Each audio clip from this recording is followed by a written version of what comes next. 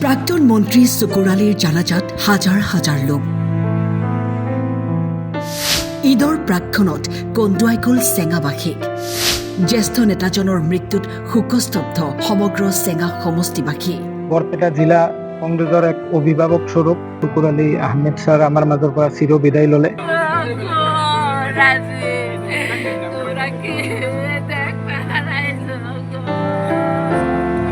অসম চৰকাৰৰ প্ৰাক্তন মন্ত্ৰী তথা বৰপেটা জিলাৰ চেঙা সমষ্টিৰ 4 বাৰৰ বিধায়ক চুকুৰ আলী আহমেদে শেষ নিশ্বাস ত্যাগ কৰে। চৰ অঞ্চলৰ পৰা ৰাজনীতিলৈ তেওঁৰ যাত্ৰা আছিল অবিৰত। 1996 চনত প্ৰথমবাৰৰ বাবে বিধায়ক নিৰ্বাচিত হৈছিল। 2001 চনত পৰাজিত হৈ পৰৱৰ্তী সময়ত তেওঁ একেৰাহে 3বাৰকৈ চেঙা সমষ্টিৰ বিধায়ক নিৰ্বাচিত হোৱাৰ লগতে প্ৰয়াত মুখ্যমন্ত্ৰী তৰুণ গগৈ মন্ত্ৰীসভাৰ কেবিনেট মন্ত্ৰী হিচাপে প্ৰতিনিধিত্ব কৰিছিল। আজি আমাৰ বৰপেটা জিলাৰ প্ৰত্যেক এজন কংগ্ৰেছ কৰ্মী খুব দুখিত আৰু আমি এনে অনুভৱ হৈ আছে যে আমি সকলোৱে পিতৃহাৰা হৈছো। আজি এজন মানুহৰ পিতৃ গুচি গ'লে যেনে বেদনা তেওঁৰ অনুভৱ হয়, আজি আমি বৰপেটা জিলাৰ প্ৰত্যেক এজন কংগ্ৰেছ কৰ্মী আমি সেই বেদনা অনুভৱ কৰি আছো। আৰু তেখেত আজি চৰৰ পৰা গৈ যেনেধৰণে অসমৰ ৰাজনীতিত এটা খুব সুন্দৰ পৰিৱেশ তেওঁ গঢ়ি তুলিবলৈ সক্ষম হৈছিল, মই ভাবো এইটোৰ একমাত্ৰ তেওঁৰ যি সহজ সৰল ব্যক্তিত্ব তাৰ বাবে এইখিনি সম্ভৱ হৈছিল। অতি অমায়িক আৰু মৃদুভাষী হিচাপে পৰিচিত আছিল চুকুৰ আলী আহমেদ। এইটো অত্যন্ত আমাৰ কাৰণে বেদনাদায়ক খবৰ, কাৰণ তেখেত সুদীৰ্ঘদিন চেঙা সমষ্টিৰ প্ৰতিনিধিত্ব কৰিছিলে। 4বাৰ বিধায়ক নিৰ্বাচিত হৈছিল, 2বাৰকৈ মন্ত্ৰী পদ অলংকৃত কৰিছিলে। চেঙা সমষ্টিৰ বিভিন্ন ৰাস্তা ঘাটৰ পৰা অনুষ্ঠান প্ৰতিষ্ঠানৰ ৰাজহুৱা কাম কাজৰ ব্যাপক উন্নয়ন তেখেতৰ সময়ত তেখেতে কৰিবলৈ সক্ষম হৈছিল।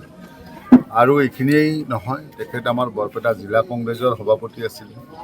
আমাৰ গোটেই জিলাখনৰে তেওঁ অভিভাৱকত্ব পালন কৰিছিলে কংগ্ৰেছ দলৰ হৈ। আমি সকলোৱে তেখেতৰ নেতৃত্বত কংগ্ৰেছ কৰিছিলোঁ। গতিকে ব্যক্তিগতভাৱে মোৰ সাংগঠনিক তেখেত জানে যে তেখেত সংখ্যালঘু আন্দোলনৰো গুৰি ধৰোঁতা আছিলে। সেই সময়ত আমচুৰ সাধাৰণ সম্পাদক উপসভাপতি পদ অলংকৃত কৰিছিলে, আমিও আমচু কৰিছিলোঁ। গতিকে সাংগঠনিকভাৱেও তেখেত আমাৰ পথ প্ৰদৰ্শক অভিভাৱক আছিলে, ৰাজনৈতিকভাৱেও তেখেত আমাৰ অভিভাৱক আছিলে। গতিকে এজন অভিভাৱক হেৰুৱালোঁ। গতিকে তেখেত প্ৰদেশ কংগ্ৰেছৰ উপসভাপতি আছিলে। গতিকে দীৰ্ঘদিন তেখেতে ৰাজনীতিৰ ক্ষেত্ৰত অৰিহণা যোগাইছিলে। গতিকে আমি ভাবোঁ কেৱল চেঙা সমষ্টিৰে নহয়, গোটেই বৰপেটা জিলাৰেই নহয়, আমাৰ কংগ্ৰেছ দলৰ কাৰণে এটা অপূৰণীয় ক্ষতি।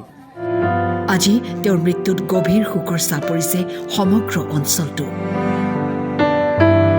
তেখেত যেনেকৈ এই চৰ অঞ্চলৰ পৰা গৈ যি পৰ্যায়লৈ তেখেত গৈছিল ৰাজনৈতিকভাৱে, আৰু লগতে এই চৰ অঞ্চলৰ যিমানখিনি উন্নয়ন তেখেত কৰিছিল, মই ভাবো যে অনাগত দিনত সেইখিনি সম্ভৱ হয়তো হৈ নুঠিব।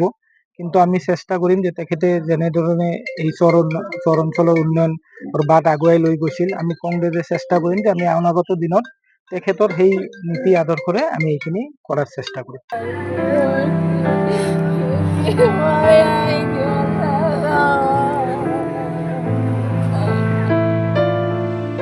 News desk, time 8।